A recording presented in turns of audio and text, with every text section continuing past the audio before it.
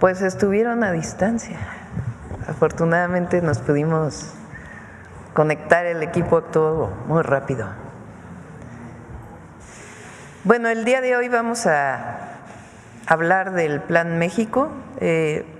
Movimos un poco la conferencia porque tuvimos una llamada temprano con el presidente Trump.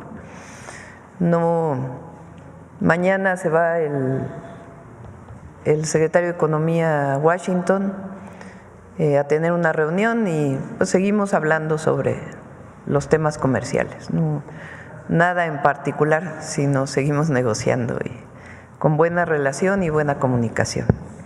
Bueno, hoy vamos a hablar del Plan México.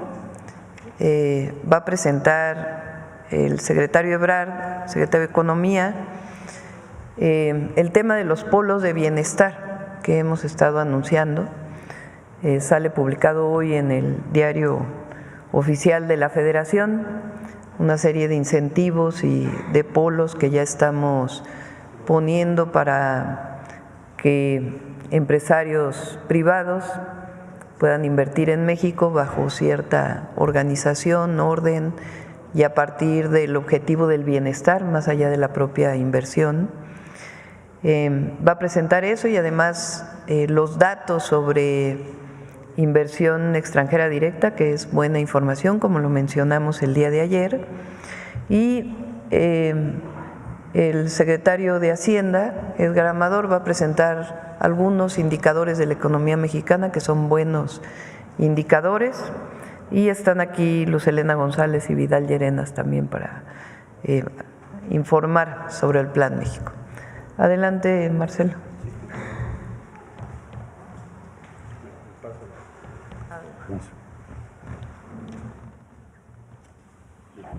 Muy buenos días, con su permiso, señora presidenta. Bueno, la que sigue, por favor.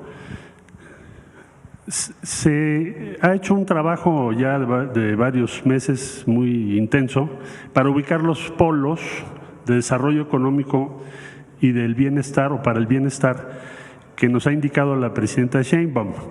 Tiene que ver con desarrollo de sectores económicos estratégicos para nuestro país, que están ya establecidos en el Plan México.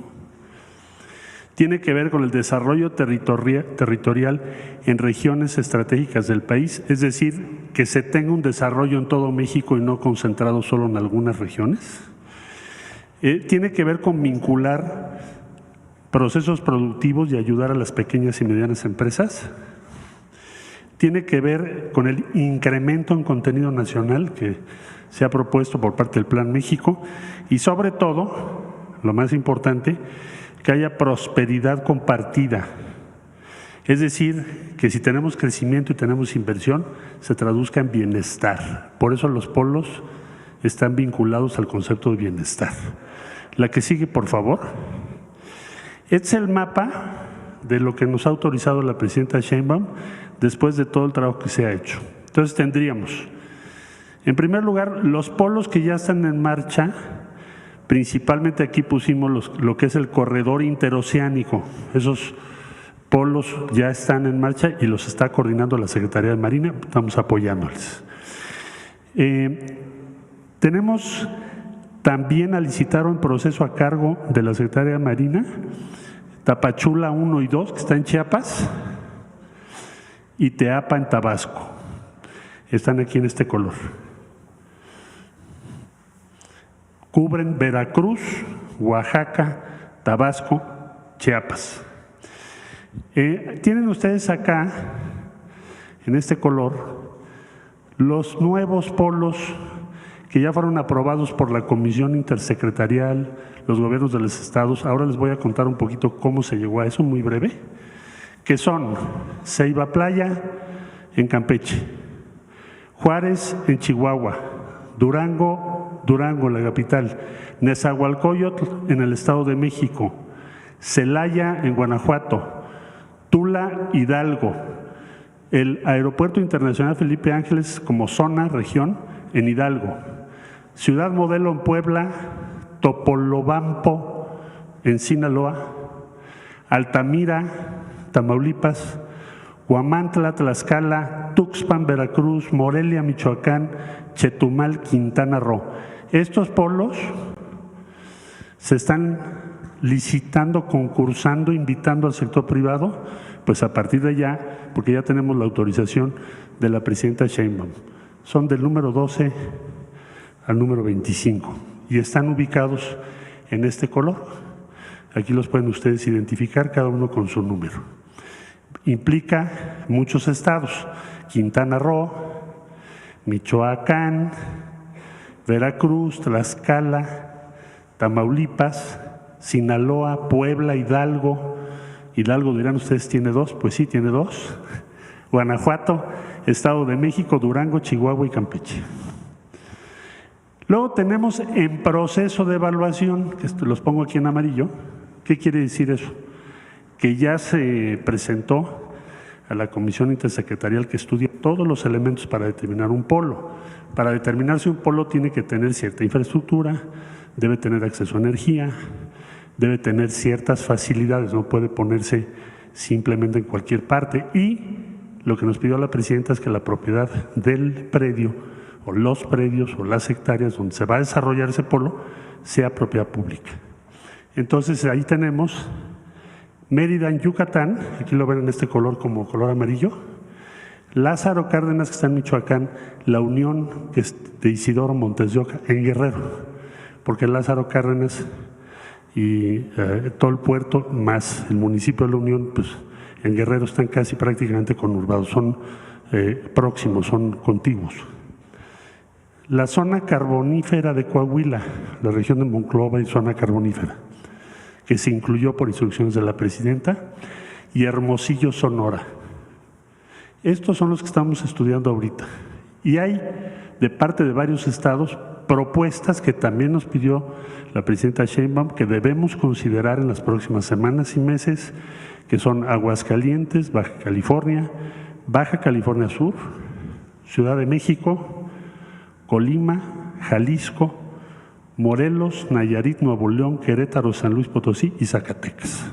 Ese es el conjunto, presidenta Sheinbaum, de los polos que usted nos ha encomendado. ¿Qué incluye o qué va a suceder en esos polos? Pues va a haber incentivos fiscales, va a haber facilidades por parte del gobierno federal, estatal y municipales o municipal, y una serie de respaldos para facilitar que la inversión llegue ahí. ¿Qué inversión esperamos que llegue? Nacional y extranjera. ¿Qué sectores abarca? Bueno, brevemente, agroindustria, aeroespacial, automotriz y electromovilidad, bienes de consumo, farmacéutica y dispositivos médicos, electrónica y semiconductores, energía, química y petroquímica, textil y calzado, economía circular, energías limpias, industrias metálicas básicas, industria del papel, industria del plástico, logística, metalmecánica, las principales, incluidas en diferente proporción en cada uno de estos polos. Entonces, repito, los que están en marcha o por licitar, que ya están en proceso a cargo de la Marina, ustedes aquí los encuentran, son 11, todos los que están aquí.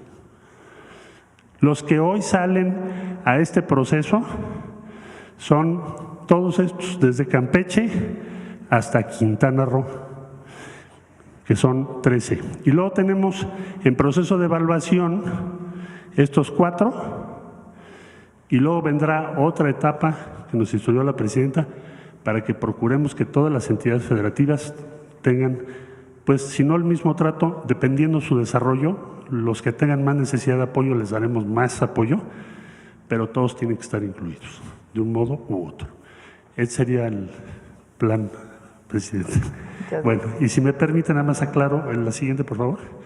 Muy brevemente, la siguiente.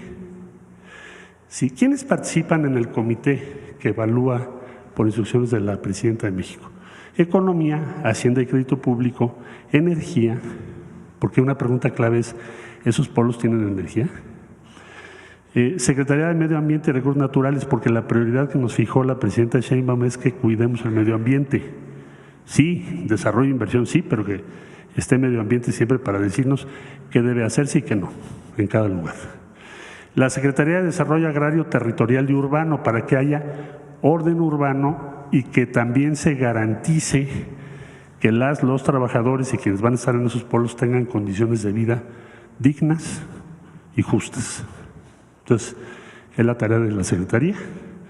El Consejo Asesor de Desarrollo Económico que coordina Altagracia, que bueno, pues tiene mucho que decir sobre inversiones, la Comisión Federal de Electricidad y la Comisión Nacional del Agua, que tiene que ver que no haya escasez de agua donde vamos a poner un polo. Entonces, como ustedes verán, hay todo un estudio detrás de esto, que se analiza la localización, qué tan comunicado está, su población, qué tan factible es socialmente hablando, si hay instalaciones y facilidades educativas, cómo es el territorio, la orografía, el agua, la factibilidad industrial, la sostenibilidad, los servicios de infraestructura y que sea propiedad pública. Todo eso tiene que reunir cada polo.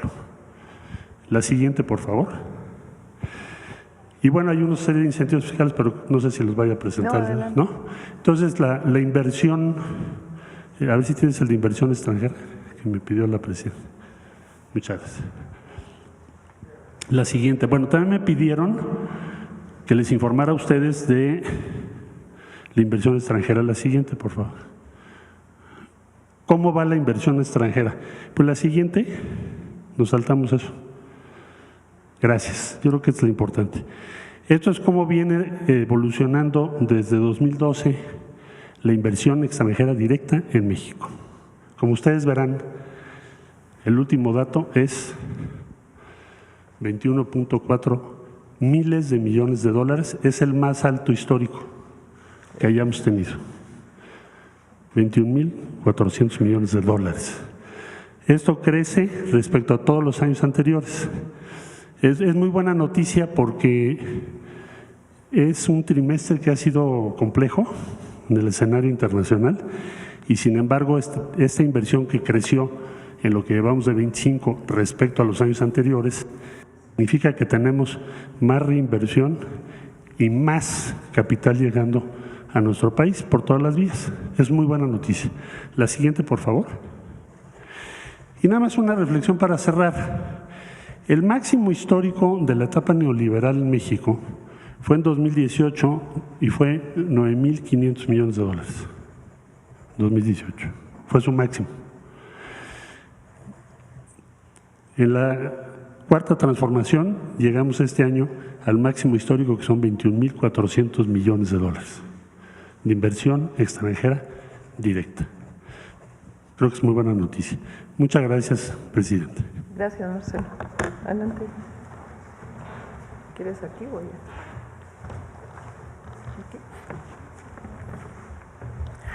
Con su permiso, señora presidenta. Buenos días. Queremos comentarles los últimos indicadores de la economía mexicana para mostrar la solidez y lo robusto que se ha comportado en este trimestre. Hoy a las 6 de la mañana se publicó el dato definitivo del Producto Interno Bruto al primer trimestre. Tuvimos un crecimiento que confirma las estimaciones preliminares, fue de 0.8% en su comparación interanual. El estimado por parte de los analistas era de 0.4, entonces fue prácticamente el doble de lo que se esperaba, mostrando una buena marcha y una continua expansión de la economía. También se conocieron los datos de inflación. Los más recientes muestran que estamos dentro del índice de variabilidad del Banco de México, dentro del margen del Banco de México para la inflación subyacente, que se reportó en 3.97%. La que sigue, por favor. Entonces tenemos datos de producto y de precios muy sólidos en el sector externo, como mencionaba el secretario de Economía, el ruido que hemos tenido en la parte de la negociación comercial. Sin embargo, los datos duros muestran lo siguiente: las exportaciones alcanzan un máximo histórico en marzo, y en marzo también tuvimos el superávit comercial más alto de los últimos 5 años, ¿no? Entonces, el sector externo mexicano, que ha dado algo de qué hablar en los titulares, muestra una solidez bastante interesante, los datos de exportaciones, la balanza comercial, una salud muy robusta por parte del sector externo del país. La que sigue. Esto es lo que nos convence, digamos, de que la variable más importante de la economía, que es el consumo, va a permanecer sólido en los próximos trimestres y en los próximos años. La tasa de desempleo en el último reporte está en mínimos históricos, de acuerdo con la metodología de la encuesta consolidada a partir del año 2005. Entonces tenemos menos desempleo, tenemos más empleo y ese empleo está mejor pagado, ¿no? Tenemos aquí la masa salarial reportada por el Instituto Mexicano del Seguro Social, que es el monto del empleo por los salarios pagados. Vean cómo hay un repunte muy importante de la tendencia a partir de los gobiernos de la Cuarta Transformación, que buscan robustecer el salario y la masa salarial. Entonces tenemos este factor que es uno de los determinantes del consumo, que muestra una marcha muy sólida. La siguiente, por favor. Esto se refleja, ¿no? La confianza del consumidor, la confianza de los hogares está 17% por encima de su promedio histórico, ¿no? Tenemos hogares, familias que tienen confianza, que tienen una buena perspectiva de la economía de sus hogares y de su país. La siguiente, por favor. Y esto es algo muy importante, a final de cuentas se traduce en confianza y es muy importante que desde el gobierno de la República, desde el gobierno de México, de parte de la Secretaría de Hacienda, agradezcamos a los contribuyentes de este país por su cumplimiento. Estas son las tasas de crecimiento de los ingresos tributarios, los ingresos que vienen de impuestos, que muestran en el periodo enero-abril, la comparativa, estamos creciendo a una tasa de 9.9% en términos reales, una vez descontada la inflación. Eso permite que la hacienda pública tenga ingresos suficientes para cumplir con sus programas, con sus compromisos constitucionales para financiar los programas sociales, los programas de inversión que han sido presentados en estas conferencias. Este es un indicador que muestra, que sintetiza, digamos, la buena marcha de la economía nacional y la salud de la hacienda pública del país. Es cuanto, Presidenta. Bueno, otra noticia importante, dije que estaba Luz Helena González. Luz no vino hoy, está Noemí Juárez, que es jueves de Mujeres en la Historia.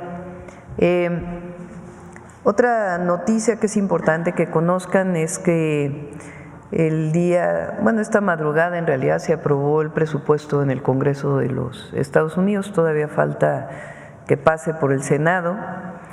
Y el trabajo que hemos estado haciendo, aquí agradecer al embajador de México en los Estados Unidos, Esteban Moctezuma, que ha sido muy importante, a los senadores que fueron, y el trabajo que hemos estado haciendo público. Por lo pronto la tasa del impuesto de las remesas tuvo una disminución del 5 al 3.5%. De todas maneras, nosotros no queremos que haya impuesto. Entonces vamos a seguir trabajando, informando a todas y todos, pero es algo que pues vale la pena reconocer y vamos a seguir trabajando para que no haya ningún impuesto a las remesas que envían nuestros paisanos a sus familias en México. Bueno, esta es la información y ahora sí vamos a las preguntas, ahora sí de manera directa y presencial. Buenos días, Presidenta. Saludarla, Aurora Castillejos, Canal 14, también Altavoz Radio y TV Migrante. Ya también a partir de este mes, saludar a todos mis compañeros, a todo el gabinete que se encuentra este día. Presidenta, preguntarle justamente de la llamada que sostuvo hace un momento con el presidente de Estados Unidos, Donald Trump. Es la 7ª llamada que tiene con el mandatario estadounidense. Si nos pudiera explicar un poco más a detalle qué es lo que se habló y si justamente se trató el tema de las remesas en esta llamada. Sí, va a haber otras llamadas. En principio seguimos hablando sobre el tema del comercio, de los aranceles. Recuerden que nosotros, en el caso de la automotriz, tenemos una situación muy preferencial para México, aunque todavía quisiéramos más, pero tenemos una situación preferencial y seguimos trabajando sobre el tema del acero y el aluminio y algunos otros temas que planteamos. No quisiera yo abundar mucho más hasta que no podamos llegar a algún acuerdo. Claro, ayer también nos anunciaba a través de redes sociales que se reunió con fabricantes de acero y de concreto para acordar precios accesibles en tema de vivienda en nuestro país. ¿Le mostraron alguna inquietud en torno en este marco internacional? Bueno, sobre todo la Cámara Nacional del Acero, que ha estado trabajando muy de cerca con la Secretaría de Economía. Ayer hablamos de distintos temas, de cómo fortalecer la industria y una de ellas pues es la compra de distintos productos de acero que vamos a necesitar para la construcción de las viviendas, del Programa Nacional de Vivienda para el Bienestar. Entonces la reunión se trató principalmente de un precio preferencial que queremos que se le dé a las viviendas del Programa Nacional de Vivienda para el Bienestar. ¿Cuál es el argumento? Primero, pues que es una compra muy importante. Este año estamos hablando de 180,000 viviendas, tanto del Infonavit como de Conavi, pero además son viviendas para los que más las necesitan, para la población de menores recursos económicos en nuestro país. Son viviendas cuyo precio está en este momento en 550,000 pesos su construcción sin el predio, porque estamos buscando donaciones de predios federal, estatal y municipal para construir la vivienda. Y ese sería el crédito que se le daría directamente a los beneficiarios del Infonavit o a los beneficiarios de la Conavi. Pero para mantener este precio pues requerimos que no aumente el precio del acero y además pues buscar un precio preferencial. Lo mismo con el concreto, el cemento, el mortero. También nos reunimos con los cementeros y en muy buena disposición y estamos seguros que vamos a encontrar pues un buen acuerdo para beneficio de la gente. Claro, en otra de las reuniones que sostuvo a puerta cerrada, Presidenta, hace unos días también se reunió con American Society Council of the Americas. Saber qué se dijo en esa reunión y qué es lo que se logra con este tipo de reuniones. Pues ellos están muy interesados en seguir invirtiendo en México. La mayoría de ellos tienen inversiones en nuestro país y pues hablamos de cuál es el Plan México, cómo invertir. Justo hablamos de los polos de bienestar y algunos otros temas y ellos hablaron pues de este reconocimiento que quieren hacer a México, a su presidenta, pues por el papel que hemos estado desempeñando. Como lo he dicho, más que un reconocimiento a mi persona, pues es un reconocimiento al país y sobre todo al pueblo de México. Entonces, así como estas, tenemos reuniones con empresarios nacionales, extranjeros, que están interesados en invertir en México y hablamos pues siempre del Plan México. Y ha habido mucha cooperación. Recientemente se firmó el PASIC para los siguientes meses. Eso quiere decir que se mantiene el precio de la canasta básica, de los 24 productos de la canasta básica, y ahí ha habido cooperación de los comercializadores y de los productores agropecuarios. Y también recientemente se firmó un acuerdo voluntario que informamos aquí también de que las comercializadoras, las tiendas de autoservicio y departamentales pues vendan más productos hechos en México, que también es un acuerdo voluntario. De igual manera, el acuerdo que tuvimos con gasolineros para que la gasolina no tenga un precio mayor de 24 pesos, que ha sido muy importante. En fin, son acuerdos generales que tenemos y creemos que esto que estamos anunciando hoy de polos de bienestar, que son terrenos para inversión, para parques industriales, cercanos a las viviendas, que tengan acceso a educación, a salud, para las y los trabajadores que van a trabajar en estos polos de bienestar, pues también creemos que va a ser algo muy exitoso para el país. Correcto, gracias, presidenta. Y miren, la otra, dentro de las condiciones internacionales, porque el tema de los aranceles pues cambió en mucho la economía mundial, los indicadores de la economía de México son muy buenos. O sea, uno pensaría esta idea que se ha hecho de que hay demasiada incertidumbre y no hay inversión, pues resulta que la inversión extranjera en México en el primer trimestre fue mayor que la de 2024. Pues eso quiere decir que hay confianza en la inversión en nuestro país. Claro. Presidenta, preguntarle, ayer se reportaba la detención del director de los multinacional Philips. Entiendo que hay una investigación por la venta de ventiladores defectuosos que afectaron, que se dio en la pandemia y que terminaron afectando a personas en nuestro país. ¿Tiene usted conocimiento de este caso? Le pediría a la Fiscalía que pudiera informar de manera específica. Sobre el tema. Sobre el tema, sí. Bien, le agradezco, presidenta. Gracias. Buenos días, presidenta. Salvador Corona del Universal. Presidenta, pues primero es de celebrarse pues reducción del 1%, del 3.5%. 1.5. Bueno, esta reducción del 1.5 es de celebrarse porque pues mandaron ayer a la comitiva de senadores de Morena, pues no lograron pues este avance de pues quitarlo al 100%. ¿Cómo van a seguir luchando pues para que no se apruebe en el Senado próximamente? Vamos a seguir hablando ahora con los senadores republicanos y demócratas de los dos partidos, explicando por qué no es bueno que haya un impuesto a las remesas en nuestro país.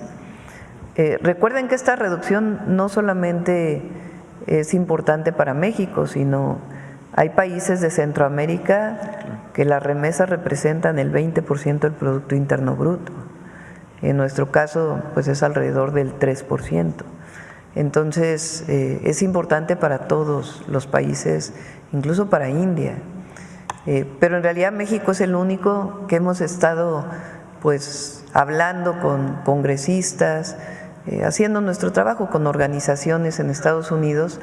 También los paisanos estuvieron enviando cartas, correos electrónicos, posteando en las redes, y vamos a seguir trabajando sobre este tema para que pues no haya ningún impuesto a los aranceles, y en particular con México, pues porque además hay un convenio que establece que no debe cobrarse 2 veces el impuesto, que es discriminatorio. Pero es bueno, por lo pronto, que haya bajado de 5 a 3.5. Ok, preguntarle sobre esta llamada que sostuvo con el presidente Trump. ¿Hablaron sobre la revisión al TEMEC? Entiendo que… Todavía no llegamos a esos temas. Es algo que el secretario de Economía sí ha estado hablando con sus homólogos, pero todavía no llegamos a esos temas. Estamos en particular hablando sobre el tema de acero, aluminio, automotriz. ¿Cuál fue la percepción del presidente? Pues todavía no quisiera yo anunciar mucho más. Estamos pues trabajando para poder pues reducir todavía más los aranceles.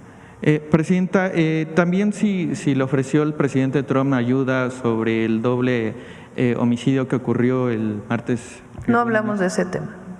Esto se lo pregunto porque ayer Marco Rubio mencionaba que es real la violencia política en el país, e incluso ofrecía pues apoyo pues para poder atender las investigaciones.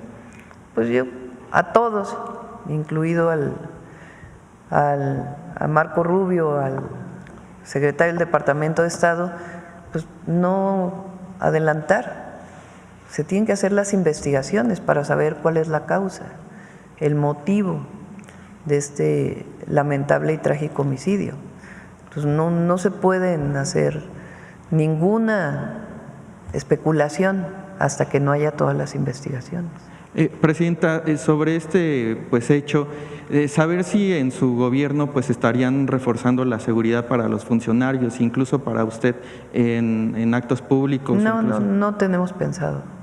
Y anudando a ello, si tienen alguna caso de denuncia que hayan sido No. contra sus funcionarios. No, ninguna hasta el momento. Ninguna. Ok, preguntarle finalmente, Presidenta, un tema que publicamos hoy en el Universal, que 36 aspirantes al Poder Judicial recibieron contratos públicos entre 2018 y 2024. El 90% fue por adjudicación directa. Y también preguntarle en el tema de nepotismo, que para la Sala Regional de Toluca, uno de los aspirantes es David Alejandro Abante Juárez, quien ya lleva 8 años ocupando este lugar y busca ratificarse por medio de la elección al Poder Judicial. Y también, él es tiene su hermana, es jueza penal, fue quien liberó a Kamel Nasib, el empresario acusado de formar parte de una red de trata de personas y pedofilia, así como de agredir a la periodista Lidia Cacho. Estos candidatos no desvirtúan la esencia de la reforma al Poder Judicial y pierden el sentido de la reforma, que es evitar el nepotismo e influyentismo que afecta a la ciudadanía, Presidenta. Primero, a diferencia de antes, en donde supuestamente había una carrera judicial quiere decir que supuestamente hacían sus exámenes para poder ir subiendo en el nivel del Poder Judicial o para entrar, pero en realidad no hacían exámenes, o si los hacían pues ya venía la orientación, porque si no, ¿cómo explica uno que la mitad del Poder Judicial sean amigos, primos, hermanos, que haya nepotismo en la mitad del Poder Judicial?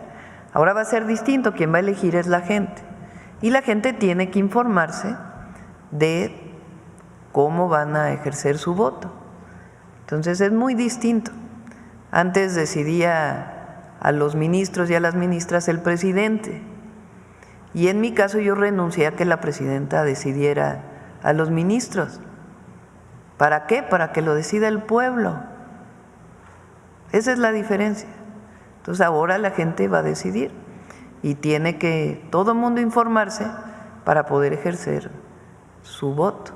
Entonces es muy distinto. Entonces hay esta idea que quieren decir, pues es que ahora qué bueno que se haga que se dé la información, que sea veraz, ¿verdad? Pero qué bueno que se dé la información para que todo el mundo tome su decisión de por quién va a votar. Pero eso no desvirtúa que el pueblo decida. El problema era antes, cuando decidían unos cuantos a favor de unos cuantos, como el caso que planteé el día de ayer de este ministro de apellido compuesto que fue director del SAT y que quiere aprobar que grandes contribuyentes, el fisco les regrese intereses de lo que según esto pagaron mal de cuando él fue director del SAT. Entonces, por lo menos debería excusarse y no participar. Entonces, eso sí es conflicto de interés, al menos. Perfecto, Presidenta, gracias. Por cierto, por lo que preguntaste del secretario de Estado, lo que sí hay que mencionar es Calderón ayer. A ver, ¿por qué no lo ponen?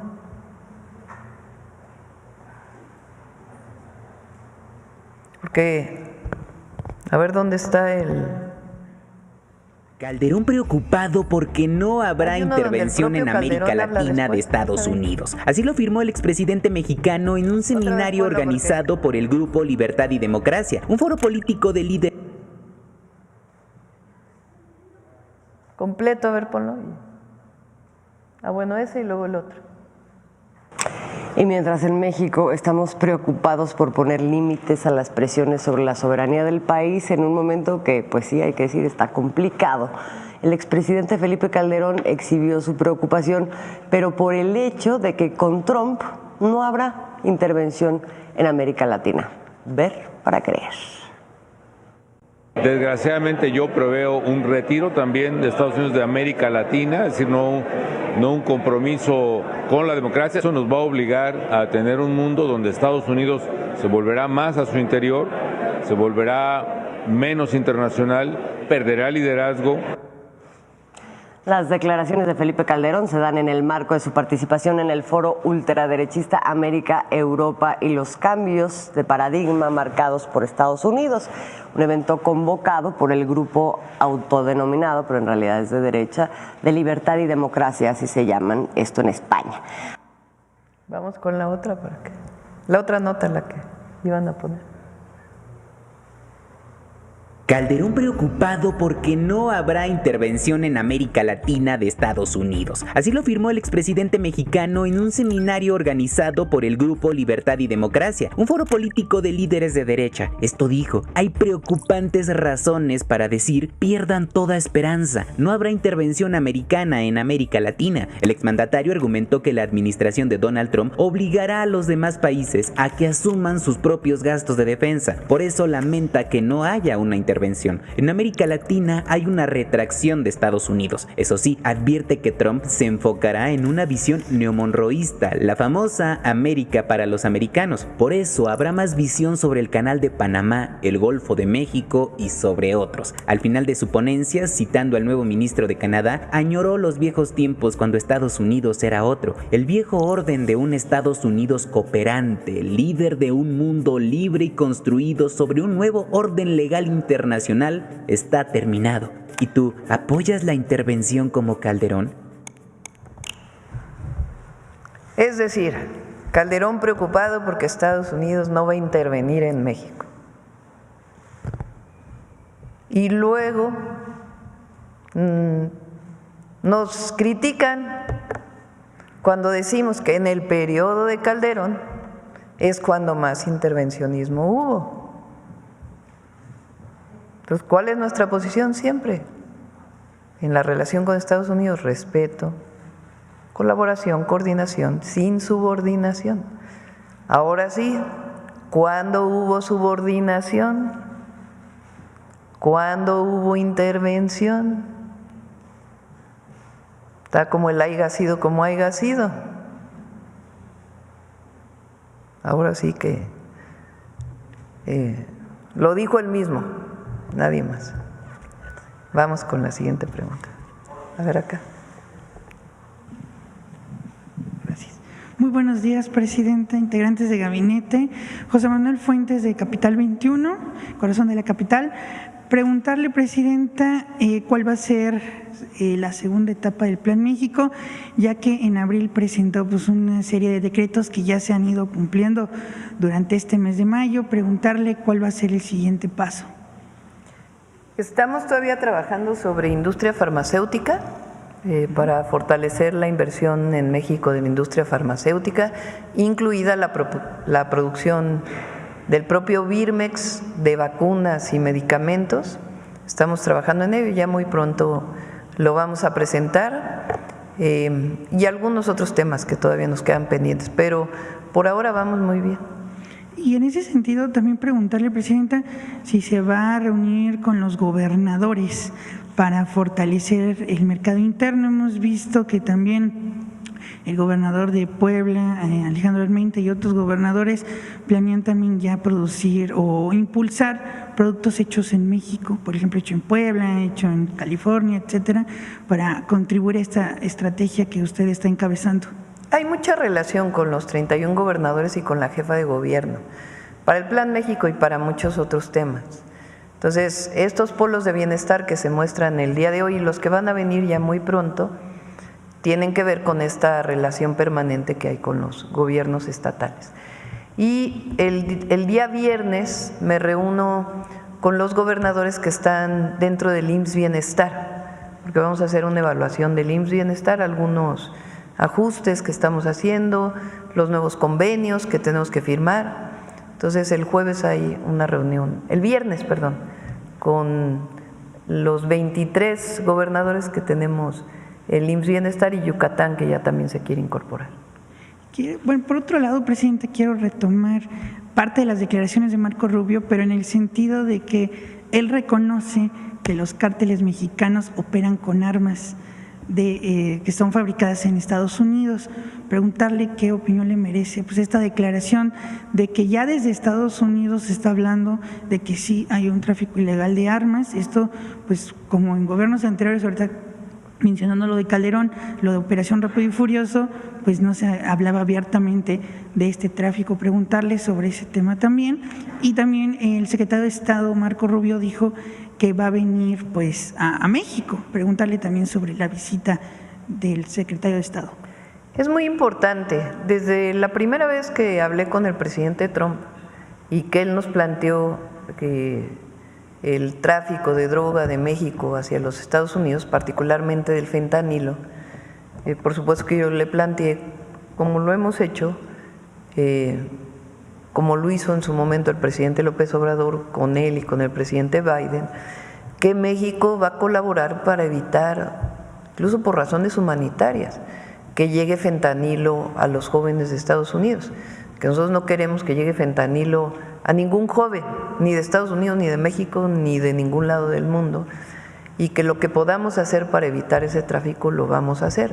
Y lo estamos haciendo. La Operación Frontera y el trabajo que hemos estado haciendo permanentemente ha hecho que disminuya el trasiego de fentanilo, entre otras drogas, hacia los Estados Unidos. También en ese momento le planteé que era muy importante trabajar en las causas de por qué los jóvenes o las personas consumen drogas. De ahí vino esta plática que se ha comentado varias veces de la campaña que tenemos en México para que los jóvenes no se acerquen a esta droga. Y en esa misma plática le planteé el tema de que Estados Unidos, de que desde Estados Unidos está entrando tráfico ilegal de armas a México. Ellos han hecho varias incautaciones de armas en Estados Unidos y bueno, este reconocimiento que es parte de lo que se ha estado trabajando por parte del secretario de Estado, pues es muy importante. O sea, la administración Trump es quizá la primera que reconoce que en efecto hay tráfico de armas de Estados Unidos a México y que quieren combatirlo. Entonces, pues es muy importante porque es una relación bilateral y pues se está reconociendo y atendiendo. Por último, presidenta, me gustaría también preguntarle si ya tiene una fecha para enviar al Congreso la iniciativa de aduanas para seguir fortaleciendo. Sí, estamos platicando con el Congreso para que haya un periodo extraordinario para varias leyes que se quedaron pendientes. Están ellos valorando que pueda ser en junio. Y hay muchas otras que ya se irían hasta septiembre. Entre ellas aduanas se va a ir hasta septiembre y algunas otras leyes que también hemos planteado y algunas que el propio Congreso pues tiene en puerta. Muchas gracias, presidente. Gracias.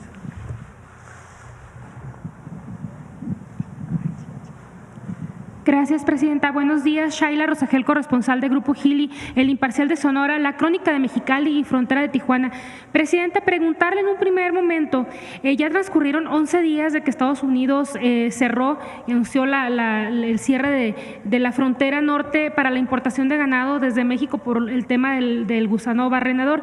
Me gustaría preguntarle qué expectativas tiene para los próximos días, si se va a levantar esta suspensión. El domingo ya se cumplirían en los 15 días de este cierre. ¿Qué día se prevé que se podría levantar la suspensión y qué medidas han tomado ambos países para frenar la plaga?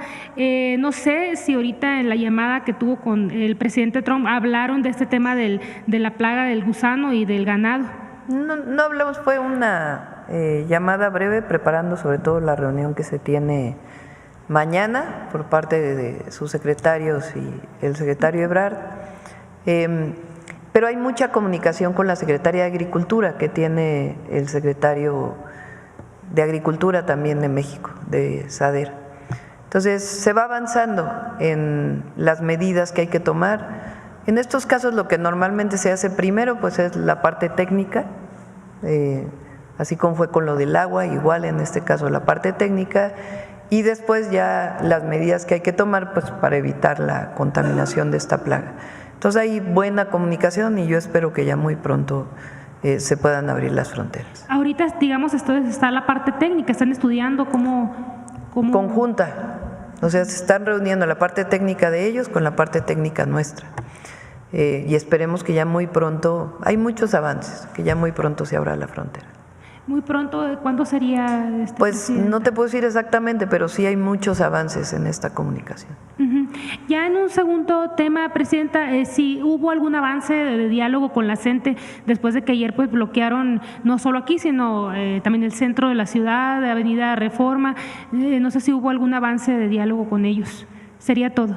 Sí, no hay avances. Por cierto, ayer estuve viendo los videos, lamento… No está el compañero del Chapucero, ¿eh? No vino hoy. Pues le mando mi saludo, abrazo, lamento que esto haya ocurrido. Eso no es de organizaciones sociales que buscan una demanda justa. Entonces, ¿qué razón hay para golpear a un compañero? Que además, entre otras cosas, lo que ha hecho es informar. Entonces, nosotros no estamos de acuerdo con esas prácticas. Fíjense, ayer, el objetivo era que no hubiera mañanera. Y la verdad de algunas personas que pues, habría que ver también si es provocación o es parte del movimiento, también habría que verlo, ¿no? Y que la propia CENTE pues tiene que decirlo. Pero el día de ayer el objetivo era que no hubiera mañanera. Finalmente pues hubo mañanera, no nos vimos de manera presencial, pero la mayoría de ustedes se pudo conectar, se dio la información del avance de los trenes, otra información y se estuvo contestando a las preguntas. Pero fíjense qué casualidad que después de la mañanera los conservadores, incluido un expresidente, acusándonos de que por qué no hicimos una mañanera como las normales. O sea, luego se juntan en sus argumentos, unos y otros, porque era nada más, terminó la mañanera criticándonos por cómo se hizo la mañanera, en los que siempre nos critican. Y supuestamente desde este movimiento social, pues que no querían que hubiera mañanera. Entonces, son argumentos que se juntan, ¿no? Entonces, a las maestras y a los maestros siempre nuestro respeto y lo que podamos hacer por las maestras y los maestros siempre vamos a buscar las mejores condiciones y también consultando con los propios maestros. Porque, por ejemplo, en el caso de la desaparición del UCICAM, que es esta manera de promoción y movilidad de los maestros y las maestras, lo que nosotros estamos planteando es que no acordemos con un grupo de maestros, sino que nos vayamos a preguntarle a todas y todos los maestros y que lo que surja de esa discusión es lo que vamos a proponer al Congreso. O sea, lo que nosotros queremos es la participación colectiva, siempre lo hemos hecho. Entonces, bueno, en particular sobre la agresión que tuvieron el día de ayer, nunca es justificable eso, nunca.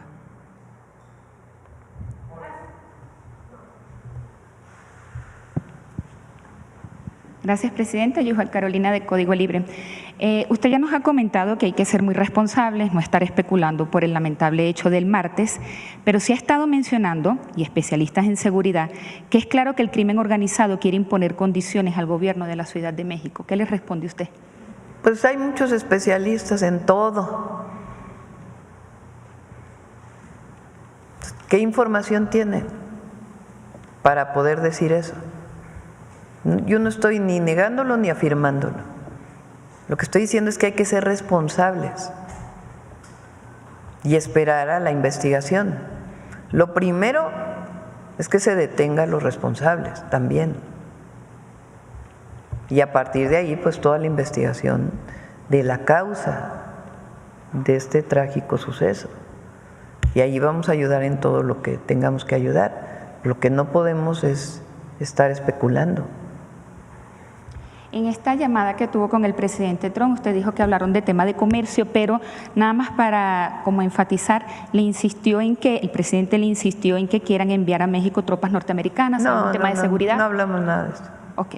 Presidenta, el gremio de la Cámara Nacional de Comercio, Servicios y Turismo de la Ciudad de México, ahorita que estamos con el tema de economía y de la inversión, denunciaron que mercancía de origen chino es etiquetada con el sello hecho en México.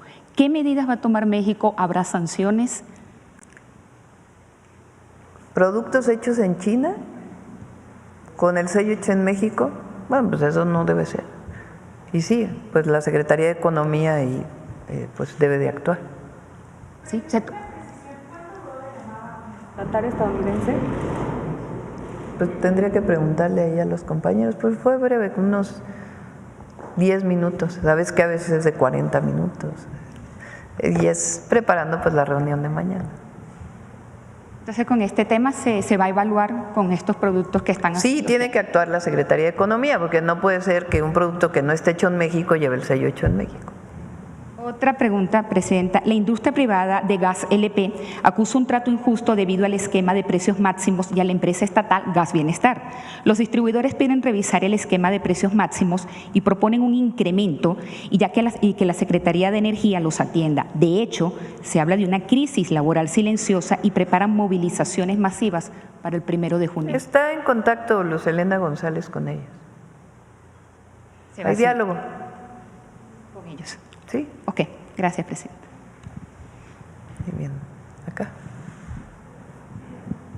Muchas gracias, Presidenta. Nancy Gómez, sin embargo, ya se hablaba de la elección judicial, ya es en poco más de una semana.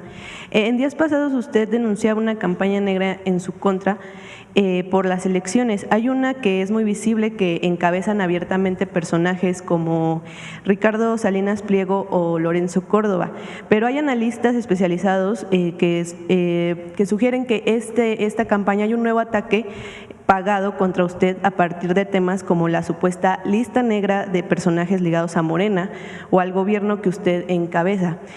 ¿Ustedes tienen conocimiento de esta campaña y qué piensa al respecto esto que es pagado, no? Vimos el análisis que salió en Sin embargo de este especialista que lo que hace es cruzar cuentas, particularmente de la red X, aunque no solamente, y que se ve cómo están promovidas por ciertos troles que le llaman, ¿no? Personas que lanzan algo y ya está preparado todo para que a partir de ahí pues venga una andanada de publicaciones, o de plano bots, que son como robots que están saliendo y que son a partir de cuentas que no están asociadas a una persona, sino que están automatizadas y viene pues una campaña permanente. Y sí lo hemos visto. Hay periodos en donde quieren subir una tendencia y entonces viene así la andanada. Eso requiere mucho dinero, Entonces el tema es pues quién está pagando estas campañas, que es una pregunta relevante. Y segundo, pues en efecto son campañas. Hay otras que son campañas abiertas, como la de algunos medios de comunicación o como la propia nota que ayer salió que presentamos de Tim Golden, que ni siquiera él puede decir a partir de una entrevista que le hace Loret de Mola por qué publica esa lista y quiénes son los de esa lista y si realmente la lista es real o no es real. Entonces, ¿para qué lo publica si no tiene fuentes? Entonces, pues es a la ciudadanía, al pueblo, que por lo demás está muy consciente. Y la verdad, la red X es para un sector muy pequeñito. Luego hay quien está muy obsesionado con esas tendencias y en realidad pues se quedan en un sector muy pequeño porque muy poca gente ya ve esa red. Hay otras redes que se ven mucho más, en donde también hay campañas, por cierto, no es la única, pero es la que más fácil puede pues recibir estos pagos generalizados, ¿no? Entonces, pero sí es importante denunciarlo, que en realidad pues son robots o personas que ya tienen sus redes en donde alguien les paga y de inmediato empieza una tendencia. Entonces, sí, pues son campañas contra nosotros. Ahora, ¿qué es lo importante? Hay que votar el 1 de junio. Votar el 1 de junio. Que salga la ciudadanía a votar, ejercer su derecho a elegir a jueces, magistrados y ministros. Muchas gracias. Mi segunda pregunta, relacionada con esto que ya nos anunciaba de esta llamada que tuvo con Donald Trump. Usted ha mantenido una conversación constante con el presidente de Estados Unidos. Él mismo la ha reconocido. No obstante, el director de la DEA que ha propuesto el presidente Trump, Terrence Cole, tiene un pasado oscuro en México.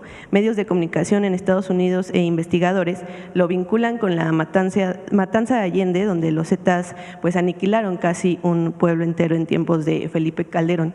Y además es un opositor del expresidente López Obrador porque él mismo fue limitado con la regulación que lanzó México para agentes extranjeros. ¿No cree usted que a otro nivel como en la DEA, no en la presidencia con Trump, sino en nivel como la DEA, y sobre todo con perfiles como este, es donde se está ejerciendo presión hacia el gobierno de México? Pues en realidad pueden querer ejercer presión, pero no existe presión. Porque nosotros no permitimos ninguna intimidación. Entonces, cualquier persona que represente a una agencia, a una institución, al gobierno de los Estados Unidos, pues tiene que respetar a México y las reglas de México. Y en esa medida va a haber una excelente relación, igual que nosotros respetamos a Estados Unidos.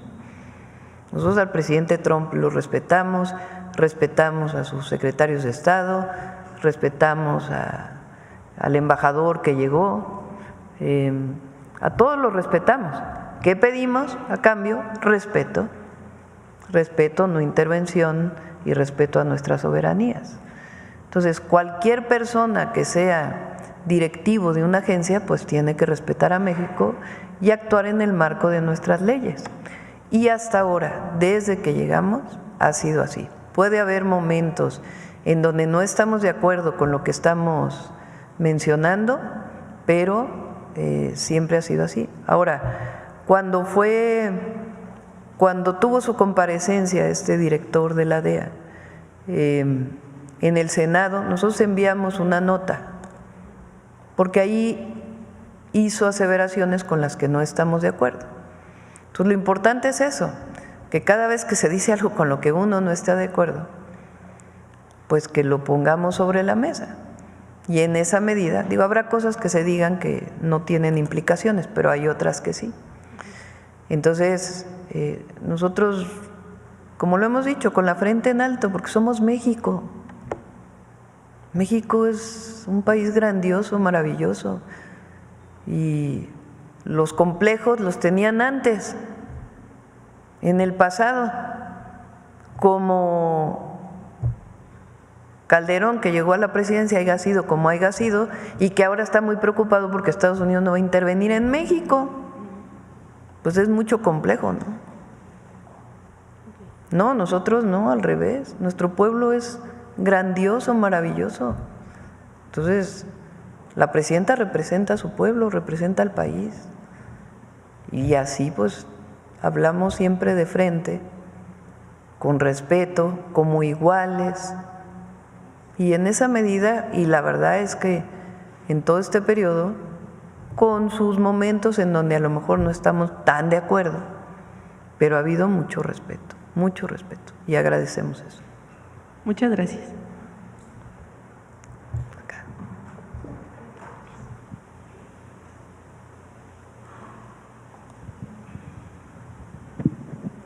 Buenos días, Presidenta, servidora pública, servidores públicos, compañeros, compañeras, Sósimo Camacho, de Luces del Siglo y del noticiero Luces Mañaneras.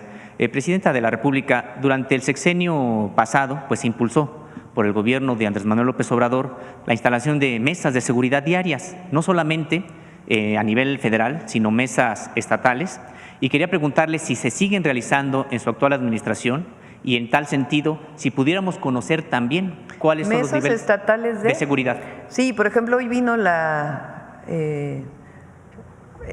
hemos ido a muy pocos estados para tener las mesas de seguridad allá. Ya haremos una gira para ello.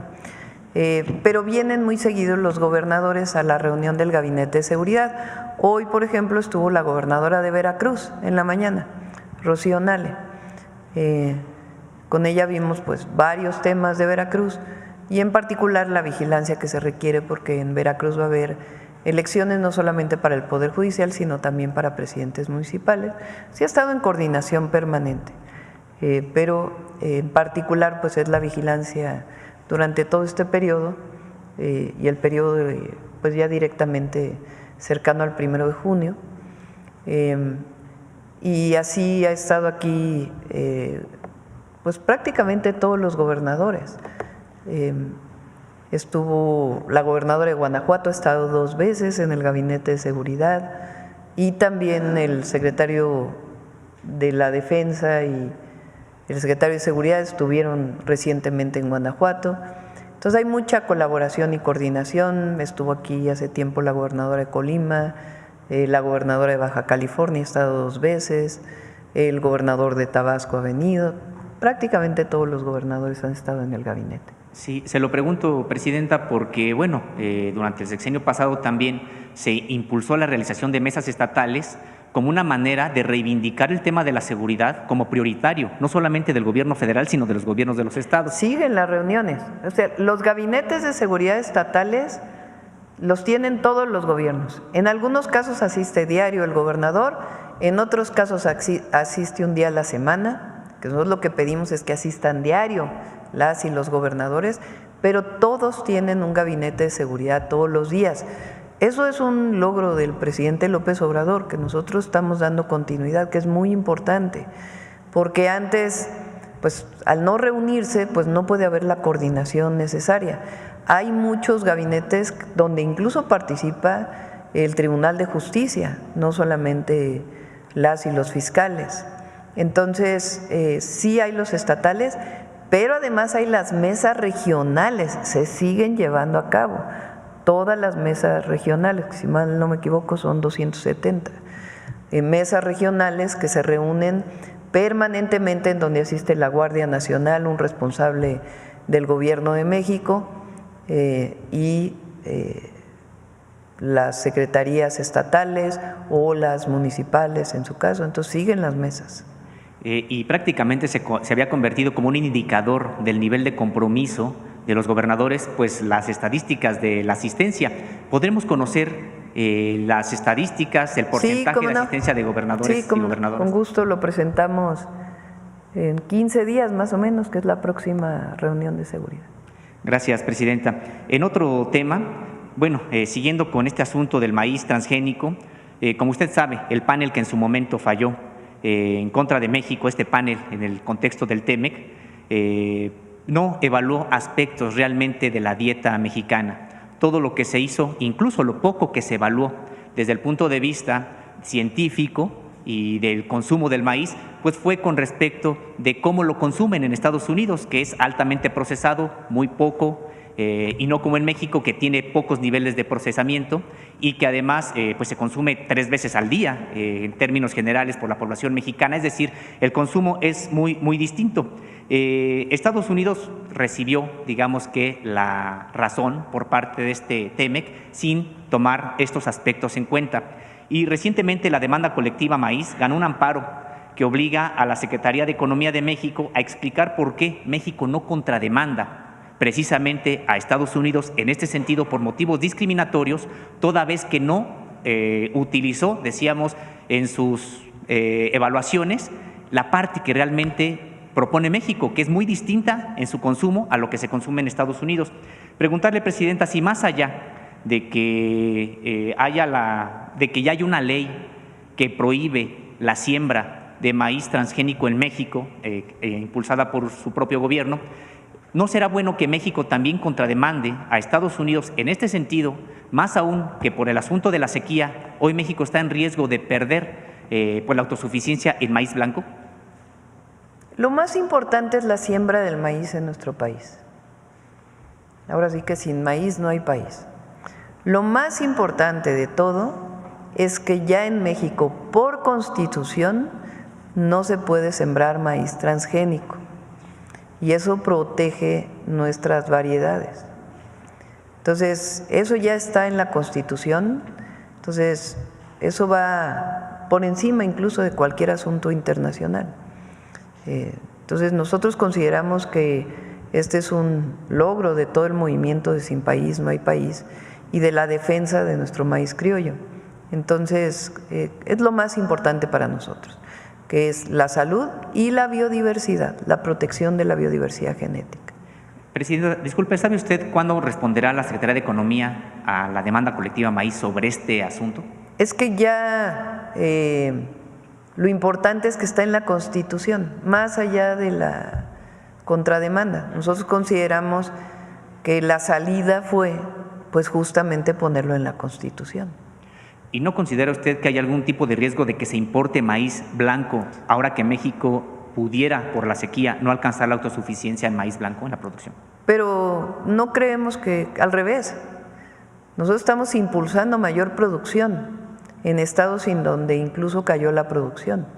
Es el programa Cosechando Soberanía, que está impulsando principalmente la producción de maíz criollo, maíz blanco en particular, y de frijol, que también estamos importando cerca de 300,000 toneladas de frijol. Entonces, no creemos que vaya a haber desabasto de maíz blanco. Gracias, Presidenta. En otro tema, el 40% de los titulares de los tribunales agrarios no están ratificados. Hay incluso pues de 51 magistrados y magistradas agrarios, 22 que no cuentan precisamente con la ratificación que tendría que haberse hecho a los 6 años de que hayan concluido precisamente el nombramiento. Hay quienes tienen 9 años que no han sido ratificados y tienen temas bastante álgidos en la propia agenda agraria, como el tema de los chimalapas, como el tema de mineras en Baja California, temas muy álgidos que de estos magistrados no ratificados, que la mayoría pues fueron precisamente nombrados en tiempos de Felipe Calderón y también de Enrique Peña Nieto. Y tienen estos temas que son muy complicados, muy álgidos, y más allá de esta especie de limbo en el que pudieran estar algunas de estas resoluciones, porque las emiten cuando ya no están todavía o no han sido de nueva cuenta ratificados, ¿piensa usted que su gobierno enviará las ratificaciones correspondientes al Senado de la República o qué hará su gobierno para ratificar o no ratificar, si nombrará nuevos con otros perfiles también magistrados agrarios? Primero planteamos la reforma al Poder Judicial y después vienen también otros nombramientos. Está el Tribunal Agrario y también el Tribunal de Justicia Administrativa, que también requiere las propuestas. Entonces, ya que pase el 1 de junio, ya nos vamos a lo siguiente. Gracias, Presidenta. Y finalmente, pues hace ya algunas semanas fue asesinado el ambientalista, campesino, lanchero y activista Marco Antonio Suástegui, allá en Guerrero. Fue atacado a balazos el 18 de abril y murió el 25 de abril. Hacía 2 años ya, 4 más bien, que su hermano había sido también desaparecido. Son luchadores sociales de mucho regambre allá en Guerrero y que estos hermanos pues se habían opuesto a la presa La Parota en su momento. Desde entonces vienen ese tipo de amenazas. Preguntarle si le dijeron algo en el Gabinete de Seguridad, si hay líneas de investigación. Sí, lo está viendo el gabinete y además Arturo Medina y Rosa Isela recibieron a los familiares. Los estamos apoyando y sí, muy lamentable este homicidio y está el gabinete haciendo toda la investigación, apoyando al estado de Guerrero. Y en este mismo sentido, ¿está cancelada la presa La Parota? Por lo pronto sí, no tenemos planeado, por lo menos en el sexenio, avanzar en esa presa. Muchas gracias. Sí. Bueno, yo creo que ya cerramos. A ver, la última acá para que sea la primera fila. Buen día, Presidenta. Jonathan Lozada, de Chiapas Máxima. Gracias. Me acuerdo el 22 de abril de 2024, en su última gira en Chiapas, me parece, anunció dio pues indicios de lo que serían los polos del bienestar. Y bueno, Chiapas siempre fue visto como un estado de vocación turística y nada más. Creo que todo el sureste había sido así. Creo que ningún gobierno, a partir del gobierno de Andrés Manuel, ningún gobierno antes había tenido esta visión. Y hoy vemos, pues en Chiapas se recibe con beneplácito, ¿no?, que la inversión y que la industrialización también pueda ser una posibilidad. Esto es en torno a estos polos del bienestar que vemos ahora están, en todo el país, no solo en Chiapas, están prácticamente en toda la República. Y quiero preguntarle, Tapachula 1 y Tapachula 2, decía el secretario Ebrard, tendrán incentivos fiscales y también facilidades. Quisiera preguntarle cuáles son esos incentivos fiscales y qué facilidades, y si son únicamente para estos dos que son frontera o también para los que están en el resto del país, en algunas regiones intermedias. Ahí en la presentación de Marcelo venían los incentivos que ya no se mostraron. Ahí varía porque estos dos polos de bienestar los tiene la Marina, la Secretaría de Marina. Y en particular en Chiapas son todavía más los incentivos, pero en general estos son los incentivos, ahí venían incentivos fiscales.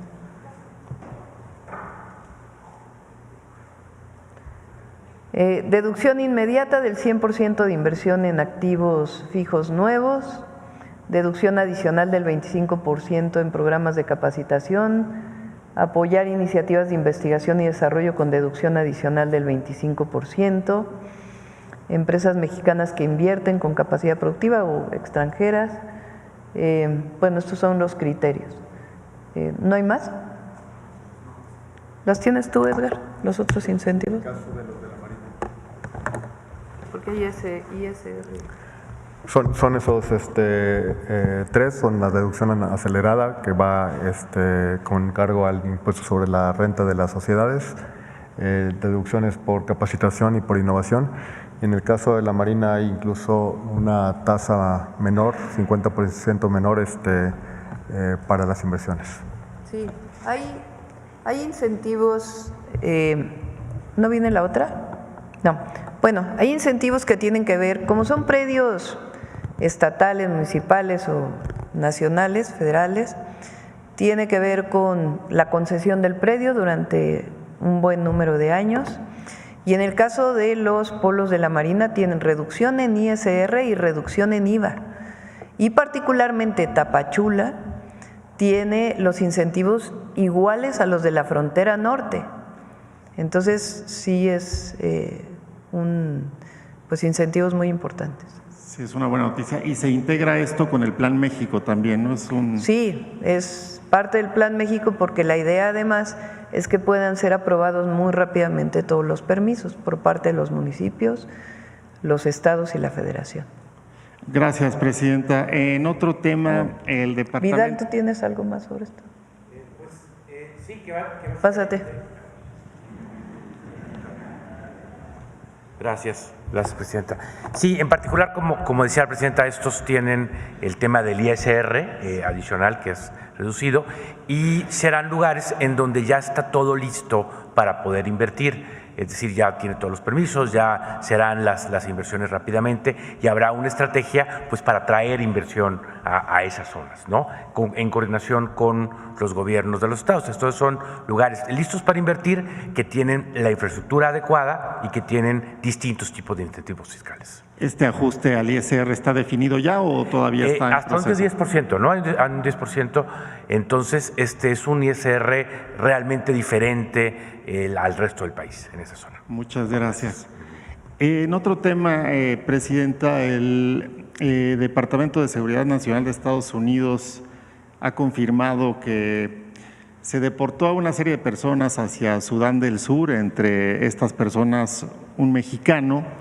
La Secretaría de Relaciones Exteriores mexicana ha dicho que preguntará y solicitará aclaración a la Embajada de Israel en México y quería preguntarle que independientemente de la circunstancia legal del mexicano allá, pues es mexicano, si hay alguna ya respuesta o sí, en qué hay mucha comunicación con la Embajada particularmente. Es un ciudadano mexicano que estaba detenido en los Estados Unidos, acusado de homicidio. No informaron a México para su retorno a México, que tiene que haber pues protocolos para su regreso, porque pues es un protocolo distinto para un ciudadano mexicano que no tiene un antecedente o que no está bajo custodia, que no está privado de su libertad, a una persona privada de su libertad, donde tiene que haber un protocolo especial relacionado con seguridad y con los centros de detención. No fue informado México, entonces estamos viendo en dónde está en Sudán y ver, primero tiene que ser por parte de él si quiere ser repatriado, y si quiere ser repatriado, pues Estados Unidos tendría que traerlo a México, y en México pues tendrían que seguirse todos los protocolos, porque muy probablemente pues también estaría privado de su libertad. Entonces está revisando todo el caso.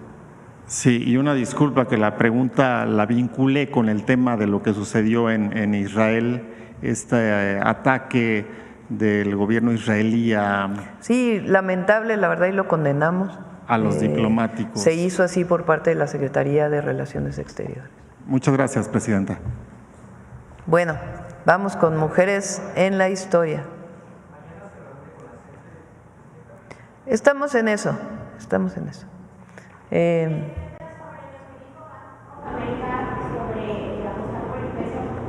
¿Perdón? Sobre lo que dijo Bank of America por apostar sobre el peso. Ah, pues qué bueno. Sí, el peso está hoy, a ver, ¿a cuánto está el peso? Ve, búscale. 9.34. 19.34, perdón. 19.34, perdón. 19.34. Llegó al máximo casi 21 en el periodo 28, ¿no? Más o menos llegó. Y ahora está en 19.34. Sí. Sí.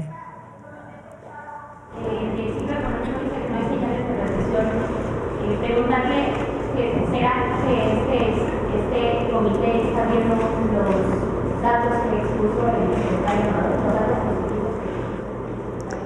¿Cuál comité, perdón? El comité de Estado de Ciclos Económicos. Ya si quiero lo informamos posteriormente. Lo importante que queremos decir hoy es que la economía de México va bien, no se necesita cambiar de modelo, ha dado resultados por alguien por ahí que publicó, no se necesita cambiar de modelo.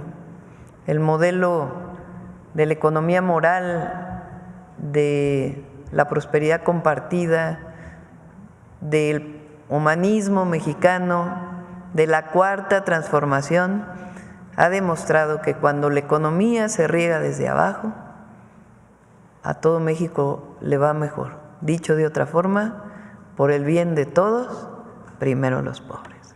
Ahora sí, mujeres en la historia. Gobernadora de Veracruz, ¿de qué quedaron? Sí, la apoyan. ¿Sí? Con permiso, Presidenta. Muy buenos días a todas y a todos. Ustedes saben que el próximo 25 de mayo se conmemorará el centenario del natalicio de Rosario Castellanos, así es que en esta ocasión vamos a dedicar la sesión de la mañanera a Rosario Castellanos.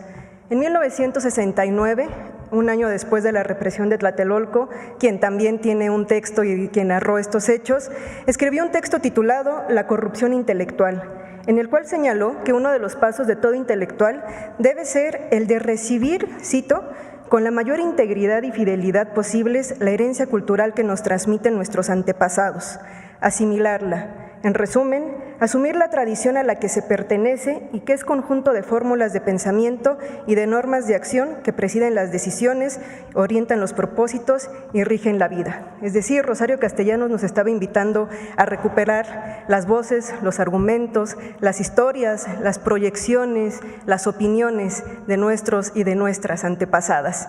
Sin saberlo, Rosario Castellanos se sumaría a aquellas antepasadas que han marcado nuestra cultura y que reivindicamos todos los jueves desde este espacio.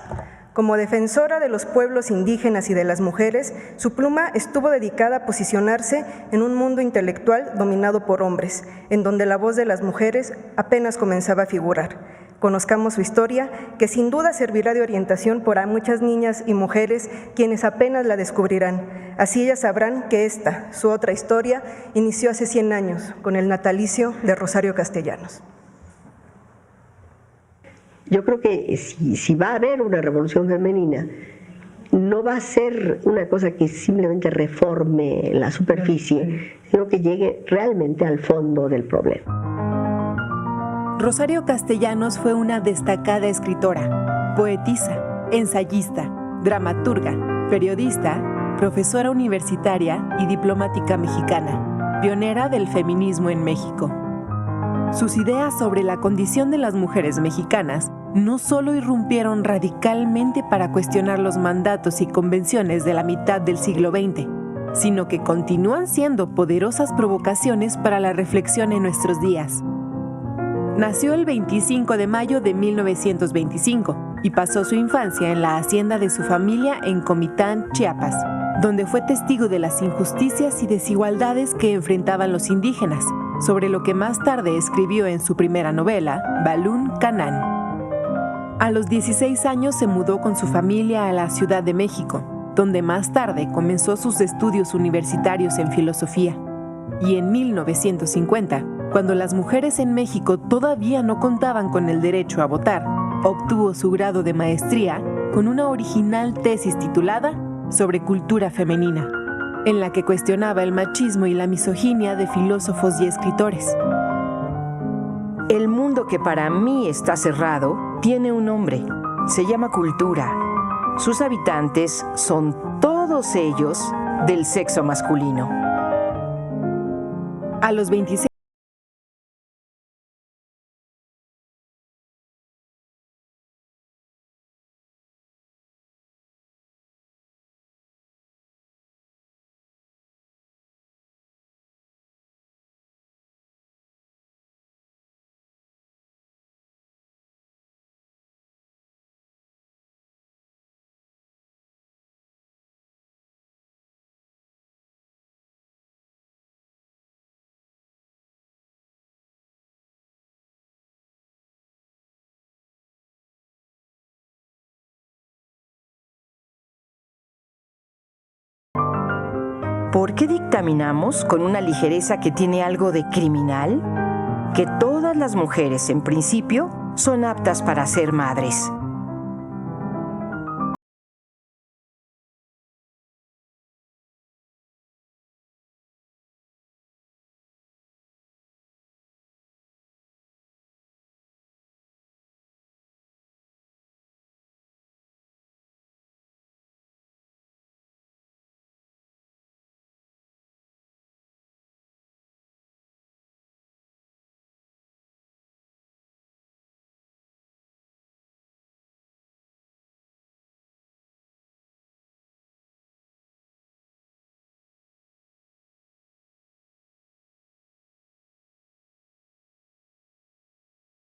Nadie. Al día siguiente, nadie. La plaza amaneció barrida. Los periódicos dieron como noticia principal el estado del tiempo. Y en la televisión, en la radio y el cine, no hubo ningún cambio de programa, ningún anuncio intercalado, ni un minuto de silencio en el banquete. Pues prosiguió el banquete. Rosario Castellanos murió siendo embajadora de México en Israel el 7 de agosto de 1974, en un accidente doméstico. Rosario fue una valiente mujer de palabras, que no dudó en escribir con humor y profundidad sobre lo íntimo, lo personal y lo cotidiano, al mismo tiempo que luchó porque se reconocieran las capacidades intelectuales y creativas de las mujeres, su libertad y su potencial desarrollo más allá de la maternidad y del hogar. Siempre he sido muy consciente de la forma de vida que es necesario adoptar para poder conciliar la feminidad por una parte, porque no creo que sea un bien renunciable, y la actividad intelectual o la carrera por la otra, y hacer de eso un ser no desgarrado, que es como casi siempre han sido las mujeres que tienen una profesión, sino un ser en la plenitud del cumplimiento de sus posibilidades. Sin duda, las conmemoraciones son una oportunidad para reconocer y para descubrir. Rosario Castellanos, en Mujer que sabe latín, dijo que la historia es el archivo de los hechos cumplidos por el hombre y todo lo que queda fuera de él pertenece al reino de la conjetura, de la fábula, de la leyenda, de la mentira. Y por esto, las mujeres aparecían como un mito, como algo incomprensible para el hombre. Cito: así, la mujer a lo largo de los siglos ha sido elevada al altar de las deidades, cuando no se le encierra en la arena a compartir con sus semejantes el yugo de la esclavitud, cuando no se le confina en el patio de las impuras, cuando no se la expulsa de la congregación religiosa, del ágora política, del aula universitaria. Junto a esta denuncia, Rosario también, con su literatura, escribió una construcción del mundo con ayuda del otro. En su poema, Poesía no eres tú, parece que aboga por el ideal justo, poesía somos todos. Cito: porque si tú existieras, tendría que existir yo también, y eso es mentira. No hay nada más que nosotros, la pareja, las dos cabezas juntas, pero no contemplándose, para no convertir a nadie en un espejo, sino mirando frente a sí, hacia el otro, la mudez que pide voz al que tiene la voz y reclama el oído del que escucha, el otro. Con el otro, la humanidad, el diálogo, la poesía comienzan. Muchas gracias. Gracias. Buen día.